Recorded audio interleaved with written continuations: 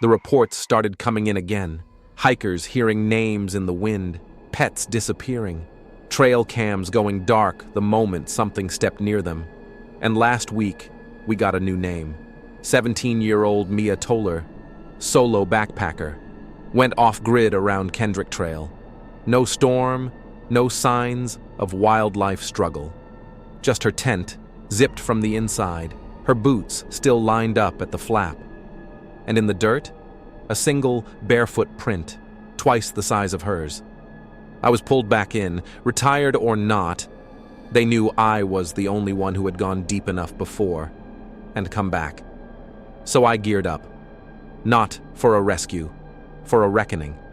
Because if this forest is still choosing people, if it's still marking them, it means the hunger never stopped. It means the thing we found all those years ago wasn't the beginning. It was just the first crack in the door.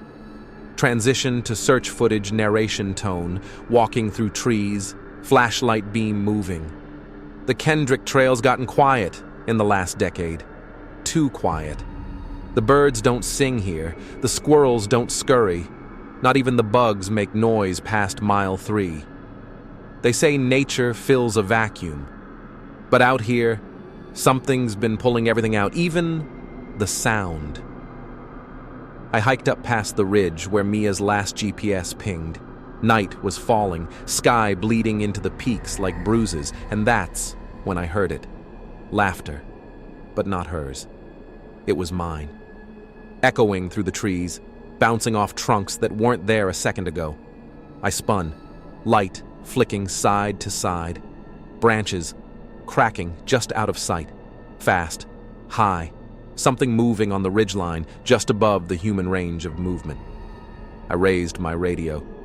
Team 3, status check. Over. Nothing but static. Then, a voice. Software. Too soft to be anything but close. Over. It was me. My voice, my cadence, my exact inflection. Like a playback. But I hadn't said anything. It was answering me. Narrator voice slows. That was when I realized I wasn't just searching for Mia. Something out there was waiting. For me. Back at base, the team reviewed my body cam footage. What they saw was impossible. At timestamp 3:12:54, just as I raise my radio, my own figure appears 20 feet to my right, only for a single frame. Pale, grinning, and wrong. Not a double, not a glitch. Something wearing my shape. The Cherokee call them the Long Ones, entities that don't just mimic, they study. They watch until they know how to be close enough, until no one notices the difference. We pulled the plug on the official search. But unofficially, I'm not stopping, because the forest isn't just calling names anymore. It's trying to send things back. And sometimes what comes back looks like us, but it isn't, and it never will be. Stay close. Subscribe to MindFuel. Because some trails shouldn't be followed. But if we don't, who will? We like to think that the ground below us is stable, that what we bury stays buried, that time layers itself in neat, understandable strata, stone over bone, ash over ruin. But in Flagstaff, beneath the frost line, under basalt beds older than memory, something stirs, something old, something arranged. In the spring of 2023, a research team from Northern Arizona University set out to document the geology of a minor cave system near Fremont Saddle, just outside the designated border of Sector 6. It wasn't mapped, it wasn't marked, no trail signs, no human trash, no old fire rings, just a narrow slit between volcanic rocks, half choked with pine needles and black soil.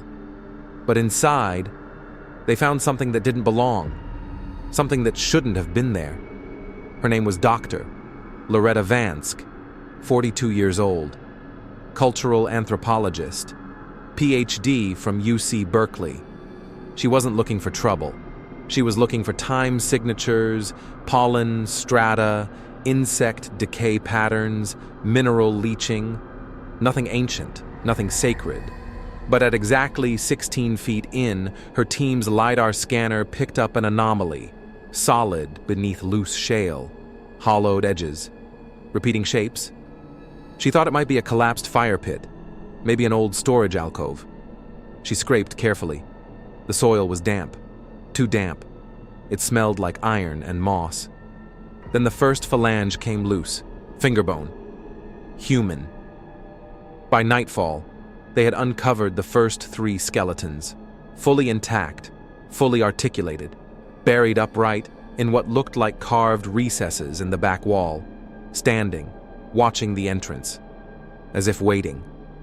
Dr. Vansk called for tribal review. She followed protocol. But something kept nagging her. It wasn't just what they found, it was how they were placed. The bones weren't scattered like you'd expect from ancient burial sites. There were no animal marks, no weathering, no sediment erosion. The skeletons had been cleaned, stripped, and positioned with obsessive care. And the fractures. The bones showed torsion breaks in places that suggested immense pressure. Spines snapped at perfect right angles, ribs splayed outward, joints bent against their natural hinge, not shattered, folded. One forensic consultant said, "It looks like something tried to fit them into a box too small." But the strangest part wasn't their condition. It was their age. Carbon-14 tests, run independently, came back inconclusive. One lab dated the remains at 8,000 years old, another said 200.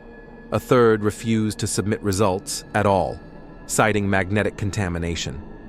What contaminates carbon? What rewrites time? Dr. Vansk didn't answer when I asked. She just showed me the photos. 17 individuals, all standing, all facing out. No weapons, no clothes, no tools. Only one repeating detail on each skull. A small circular hole at the base of the cranium, delicately bored, just above the spine. Surgical precision, no trauma around the opening, no healing. Whatever made those holes did so after death, or after something like death. And on the floor of the cave, placed neatly beneath one of the sets of bones, something new. A feather, too fresh, too recent. DNA swab said red-tailed hawk, but no bird's nest in that cave. No feathers should survive that depth, that humidity, unless they were left recently. Dr. Vansk filed her findings with the Arizona State Historical Preservation Office. A week later, her cave access was revoked. The site was sealed, and her full report was pulled offline. She was told the bones had been moved for ethical tribal storage and reburial. But I spoke to one of her graduate students, off the record. He said, when the final excavation team arrived, he wasn't allowed to assist. He wasn't even allowed to watch. But he heard the radio chatter between the contractors. One voice, shaking, said, "They're not dry. They're not dry. They're still warm." No one has accessed the cave since. No permits granted. No mention of the site in any public database. It doesn't exist anymore, officially. But the elder I spoke to months later, he knew. I brought it up cautiously. Just a reference. And his answer came like a blade across silence. They don't bury the old ones underground. They bury them standing, so the forest remembers what came first. I asked him what they were. He said, we don't have a name in English, but in our tongue, Mast, it means the ones who left their skin behind. You're watching MindFuel. They want us to believe this story is about missing hikers, but bones don't lie. They only wait to be found. In Chapter 6, the Forest Service shuts down a fire tower after a distress call from a ranger already declared dead. Subscribe, because we've only scratched the surface, and if they were buried standing, then something expects them to wake up facing the door. There are records no one files, logs that never make it to archive, missing persons reports marked accidental, long before the evidence is gathered, and then there are the ones that resurface when no one's looking. The tape was found on April 9th, 2024. An early season wildfire had scorched 13 acres northwest of Fremont Saddle. The damage wasn't extensive, but when a Forest Service crew went to assess containment, they found something that didn't belong. A vehicle, half buried in dry brush, sun-blistered, tag rusted clean off, but it wasn't new. It was a 1981 Forest Service Jeep CJ5, the old kind, faded olive green with a steel body dash and canvas top. There were no keys, no signs of recent use. The interior was dry, bone dry. But on the passenger seat, under a layer of soot, was a cassette recorder, still intact, still loaded. Someone had hit record, and someone had stopped. And in between, 10 minutes of audio that never should have survived 4 decades in the Arizona heat. The file was labeled Ranger J. Caldwell, September 1987.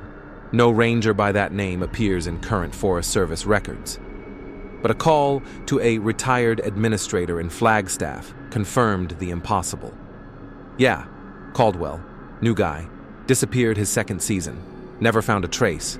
That fire tower was cleared out by 88. So where had the Jeep been all this time? And why was there a tape?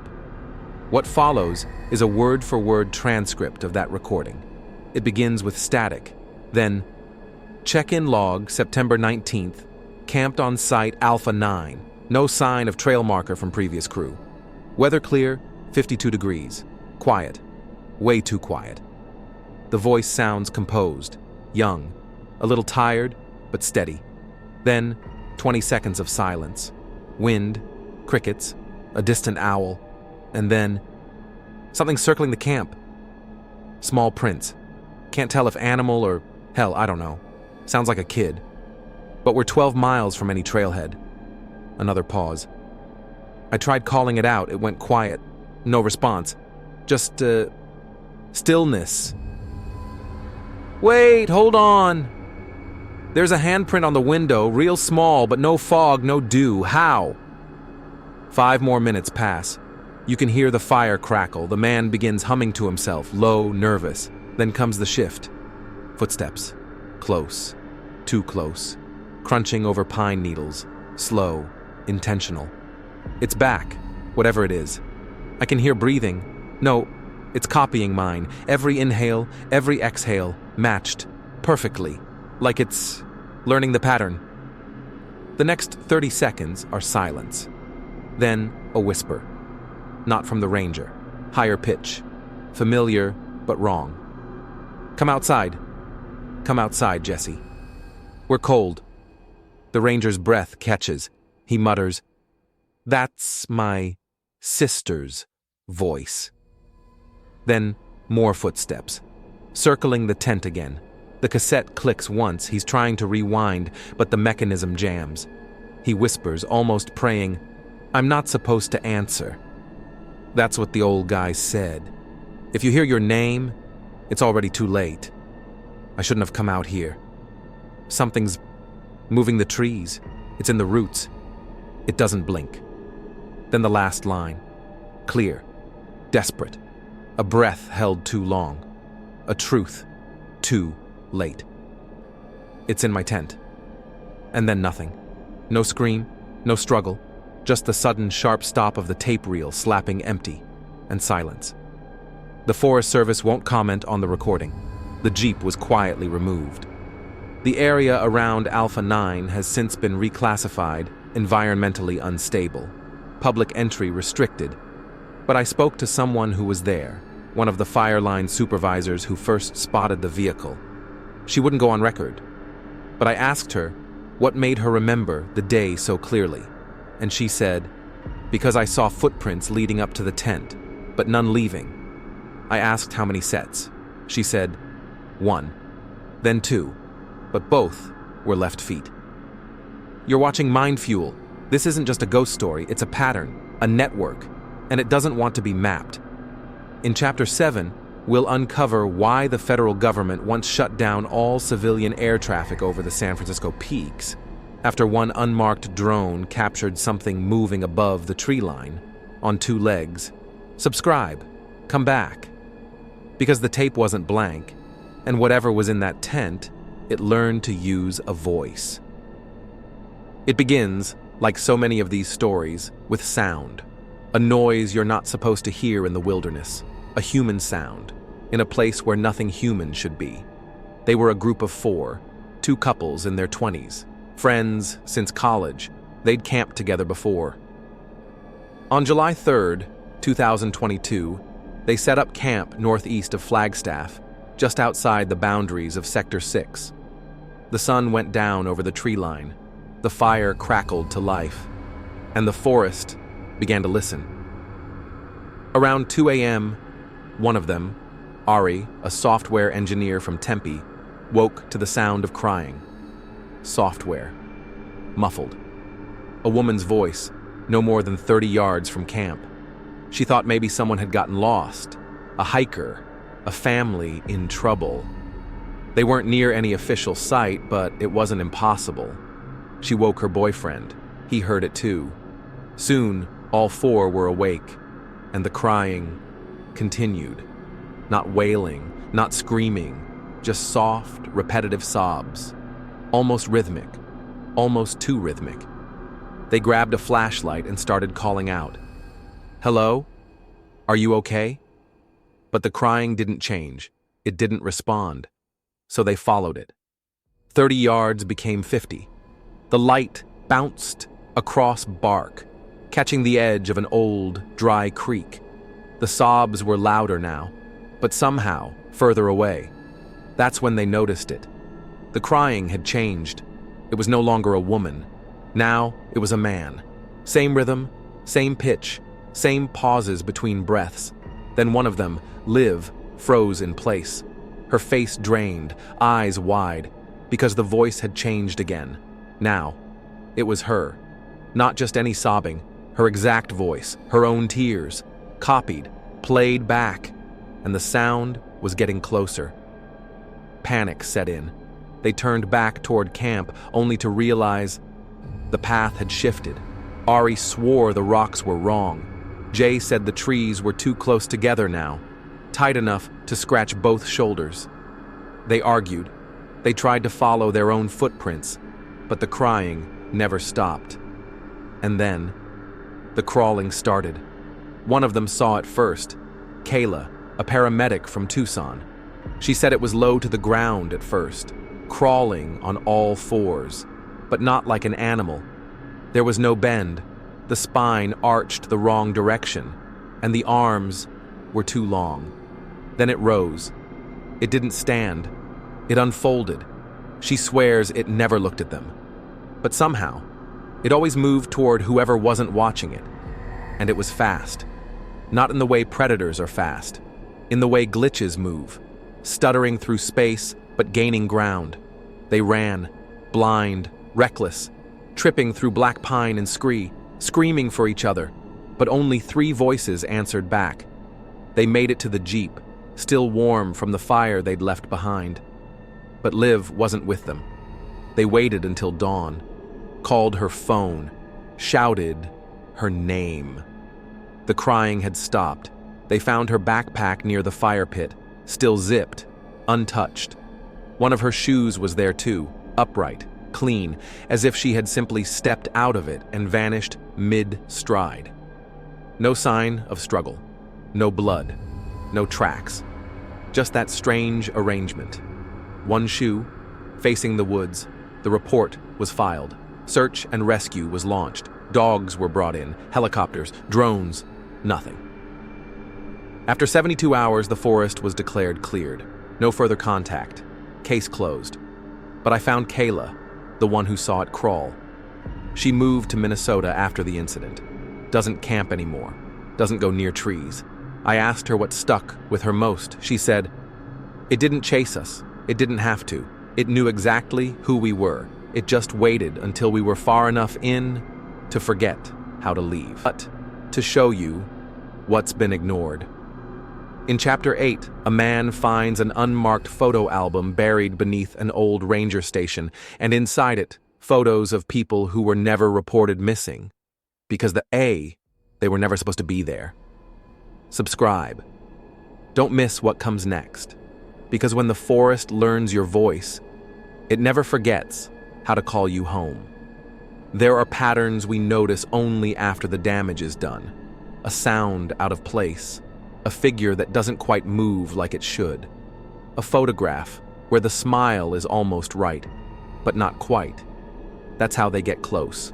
They approximate us. And for those who've seen them, that's the hardest part to explain. Dr. Ruben Vass was a wildlife biologist for the Coconino National Forest, 14 years in the field. He specialized in movement studies, how animals adapt to heat waves, wildfires, changing migration paths. His trail cameras were placed deep in restricted forest corridors, miles beyond public reach, mounted to old-growth trees near known elk and bear activity. But one of those cameras recorded something else, something that walked on two legs and moved like it had never learned how.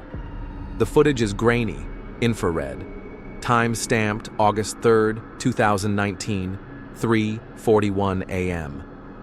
At first, you see nothing. Just forest, wind in the branches, dust motes shifting in thermal blur. Then, a figure enters from the left. It's upright, human height, but the proportions are wrong. The arms are too long. They swing backward when the legs move forward, like a puppet on miswired strings. There's no light, no flashlight. It doesn't hesitate, doesn't scan the woods. It walks with intent. But here's what made Dr. Vass turn in his Forest Service credentials just weeks later. The face. Using image enhancement software, he adjusted the footage frame by frame. The figure never once looked toward the camera, until it did. A single frame, one glance, just a flash of reflection. The face is smooth. Too smooth. Stretched skin. Too taut to be alive. No expression, no muscle twitch, just a blank pulled over something waiting underneath, and where the mouth should have been. Stitching. Crude. Jagged, like someone had tried to sew a smile, but didn't know how deep to cut. Dr. Vass showed the footage to tribal liaison staff. One of them forwarded it to a Cherokee elder near the new Echota grounds. The elder's response was immediate. Quiet. Matter of fact. They take faces. They believe it gives them power to blend in. But the mask is only the surface. They don't understand emotion. They don't feel time the way we do. So eventually, the illusion cracks. And that's exactly what Dr. Vass began to suspect, because it wasn't just one sighting. Over the next 2 weeks, 3 different trail cams caught 3 different figures, each with the same gait, the same reverse-swinging arms, and each with a different face, all of them familiar. Faces of people from past missing persons reports. A boy who vanished in 2007, a hunter lost near Snowball Ridge, and, chillingly, a former park ranger named Caldwell, the one whose voice had been found on the forgotten tape. Authorities dismissed it. Compression artifacts. Pareidolia. But Dr. Vass left his post, moved to Kansas, doesn't speak to press anymore, except to one person. I called him. He picked up on the second ring, didn't ask who I was, didn't say hello, just said, "If it wears a human face, but walks like it's trying to remember how, you don't talk to it. You don't run, you don't ask it questions. You just pretend you never saw it, and you go." They aren't just taking people, they're studying us, trying us on, one skin at a time, and sometimes they get it almost right. You're watching MindFuel. We're not hunting myths, we're pulling at threads no one else will touch. In Chapter 9, a forestry intern discovers a hidden tunnel system beneath an abandoned ranger station, leading to a chamber lined with mirrored stone and scratch marks that couldn't have come from human hands. Subscribe. turn your notifications on, because the masks aren't just for blending in. They're for waiting until one of us gets close enough to trade places. They say once you've seen it, you start counting days, not because of what it does, but because of what it means. In Flagstaff, the stories vary. Sometimes it's a flash. Sometimes it hovers between trees like a lantern without fire. But the detail that never changes is the eye. Large, glowing, motionless, watching. It doesn't blink. It doesn't move. It simply appears, and then something disappears. The first written mention goes back to 1961. A logging crew abandoned their equipment off Schultz Pass Road. They claimed the tree line was moving, not swaying, shifting, subtle, deliberate. That night, the foreman's dog vanished. No tracks, no struggle, just gone. And taped to the inside of the truck door the next morning, a hand-drawn image in charcoal, an eye, as tall as a man, no note, no signature, just that single shape, staring. Over the decades, others would speak of it, always quietly, always to the wrong people, because the reports were either dismissed, buried, or forgotten. But in the last 5 years, something changed. The sightings accelerated. A retired school teacher living near the Fremont Saddle Trail says it started after a bad storm. She went out to check her fence line just after sunset. She saw it standing between the ponderosa trunks, not attached to a body, just a soft green glow like the sun bouncing off glass, shaped exactly like an eye. She says it was about 7 feet up, centered between 2 trees, too far apart for a person to stand between them. And it wasn't facing the trail. It was facing her. A week later, she found deep scratches in her attic. Claw marks in a clean diagonal sweep, like something had climbed inside from above. Her house is 2 stories tall. There are no trees close enough to reach the roof, no birds big enough, no raccoons that climb with fingers. She hasn't been upstairs since. Then there was the man off Highway 180, lost both of his cats in the same week. No prints, no blood. He installed motion lights and a trail camera, just like Dr. Voss had. One night the lights triggered around 2:17 a.m. He rushed outside. Nothing. But when he reviewed the camera footage, he found it. Just one still frame, 1 second of clarity, and there it was, the eye. In the exact same place both cats used to sleep, low to the ground, not shining light, but collecting it, reflecting trees that weren't in the frame, an eye that showed him things behind it. He sold the house the following month, didn't take anything from the attic. One woman, Sarah, a nurse working night shifts at the Flagstaff Medical Center, kept a journal. She recorded every sighting in her neighborhood, near Mount Eldon Estates, 7 in total. Every time the eye was seen, someone nearby disappeared. A neighbor on an early morning jog. A camper reported missing near Fremont Lookout. A father who went into the woods behind his home and never returned. Just left his phone still recording on the ground. Sarah described the eye in haunting detail. It doesn't shimmer. It doesn't beam. It absorbs. It remembers. And it waits. When the eye appears, it doesn't need to chase. It already knows. It's choosing. And once it's seen, you start hearing your name where no one should be. You start seeing people you haven't met, wearing faces that don't blink long enough. You start waking up, not sure if it's morning, not sure if you're alone, because you feel it, behind the glass, behind the bark, just out of reach, waiting. You're watching MindFuel. This is not folklore. It's a pattern, a breathing map of something hiding in old pine and older rules. In Chapter 10, an urban explorer finds a sealed bunker near an old fire tower.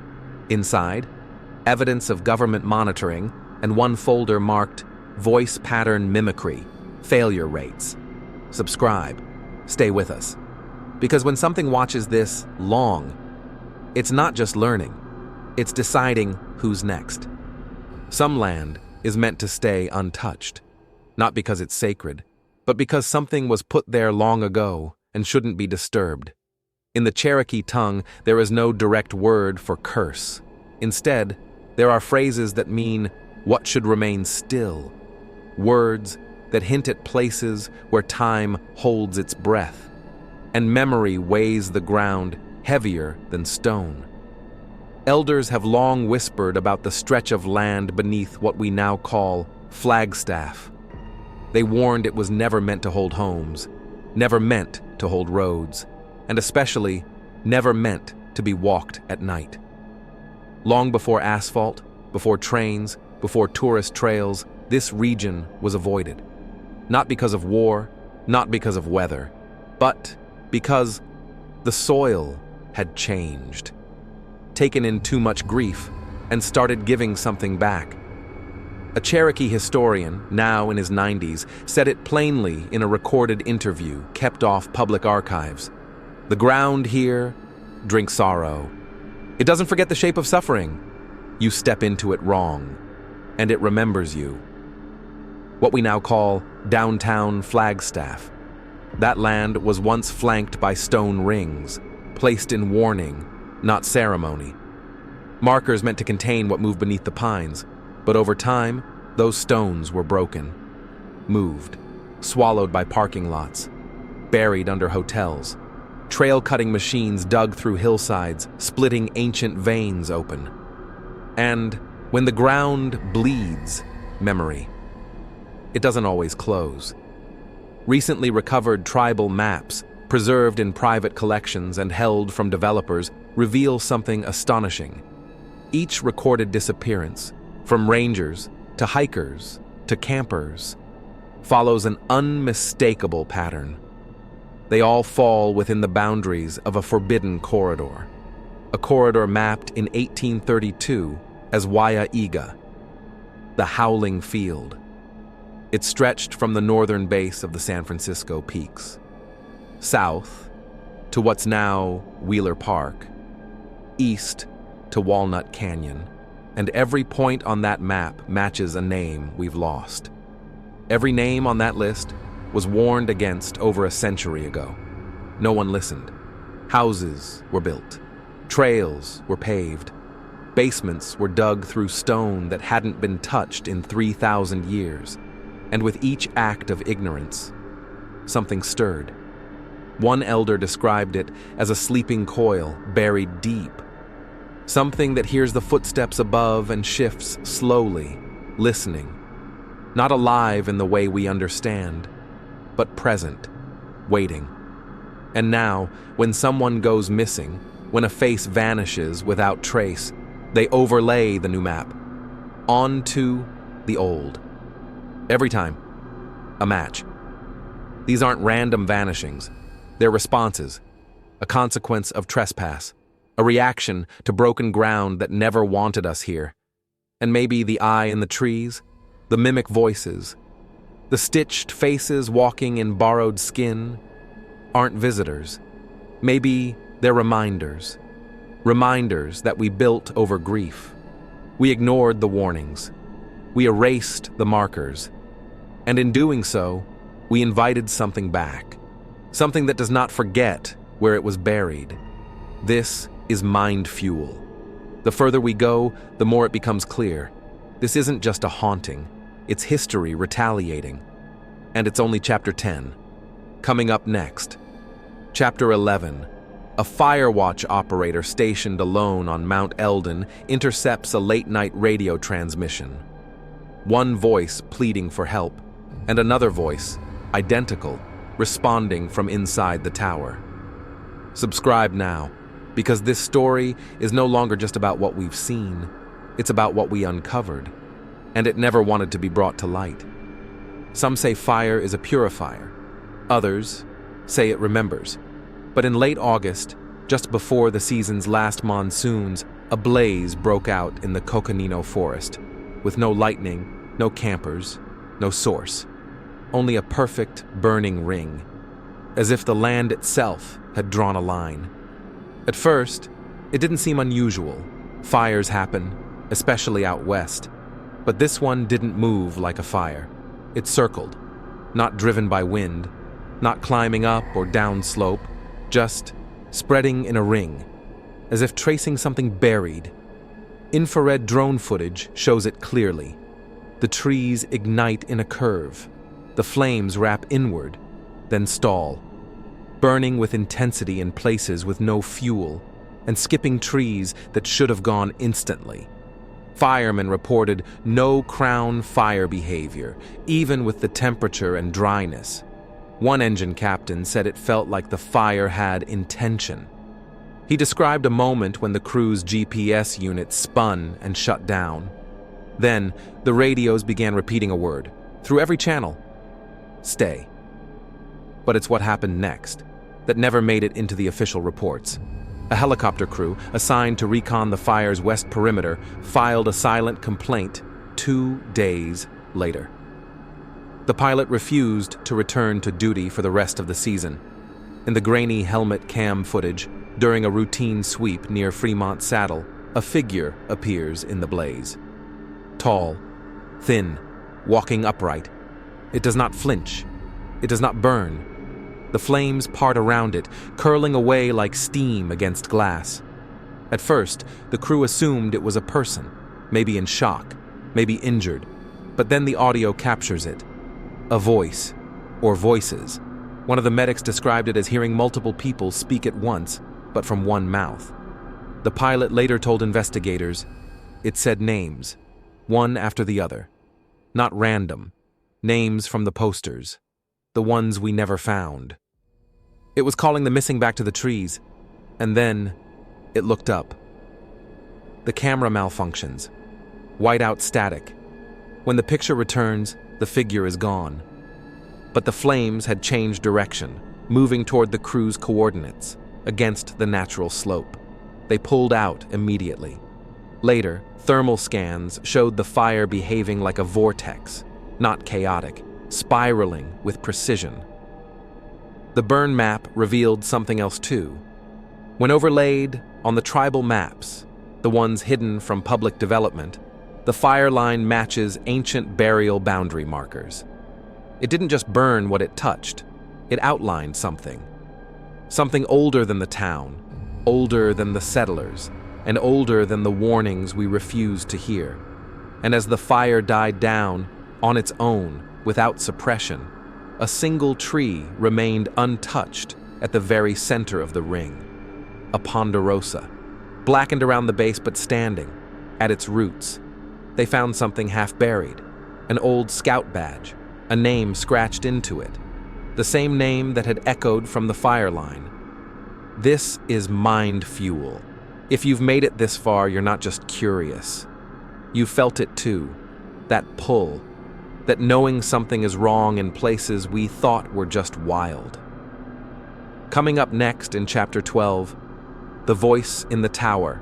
A ranger hears himself over the radio, while alone in a sealed fire watch station. But it isn't a recording, and it knows things he hasn't told anyone. Subscribe. We're not walking through a story anymore.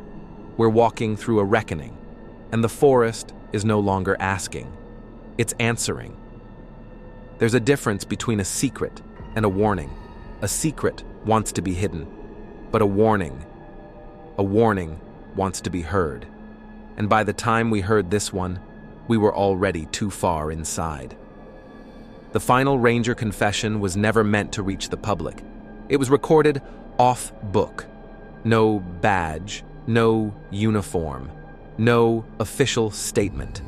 Just a man, older now, voice shaking in ways it hadn't before. He asked that we don't use his name, but he wanted the words out there. He said they'd waited long enough. We weren't supposed to go down there. That was his first sentence.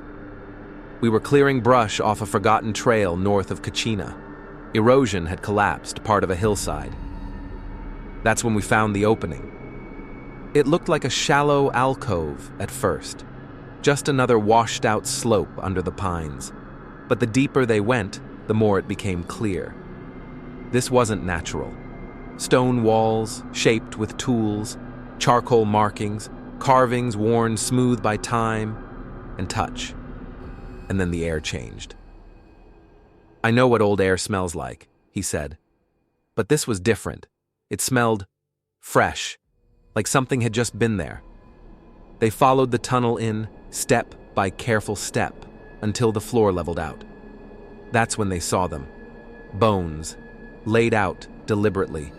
Some in rows, some knelt upright, their hands placed gently over ribs, like they were told to wait for something.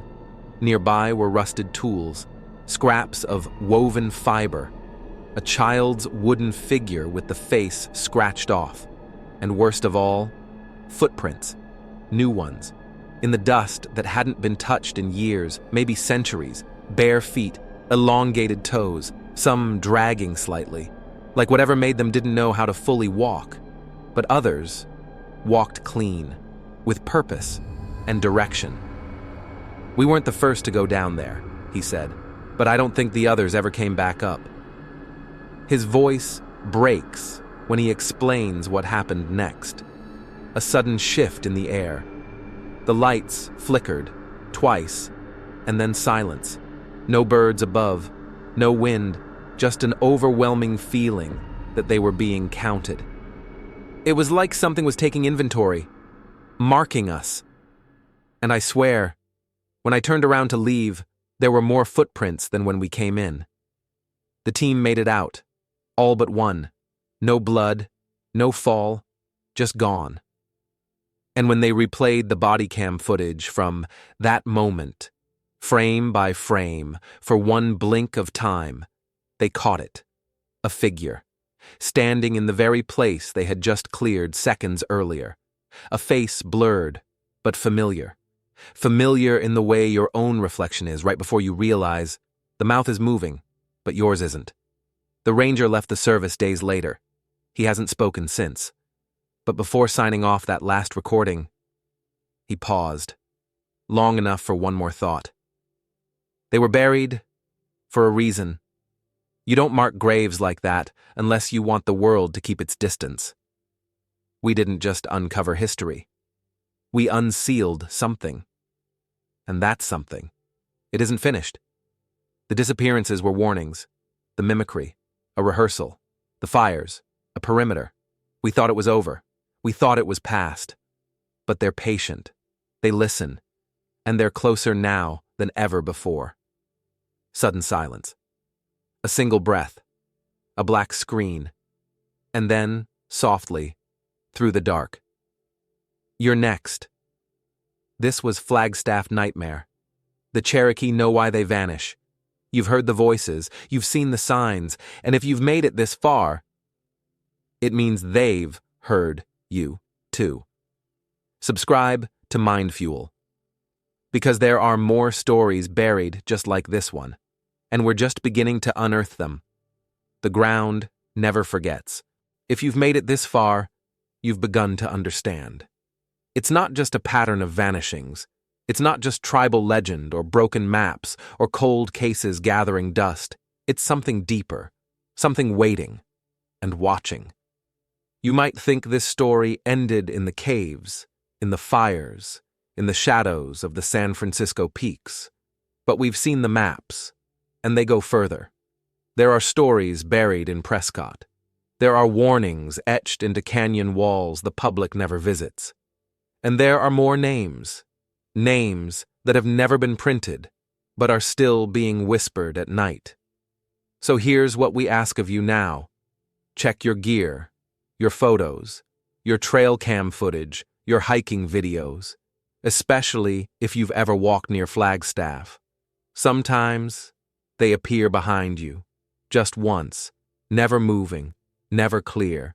That's how they choose. And if they've chosen you, you won't feel it.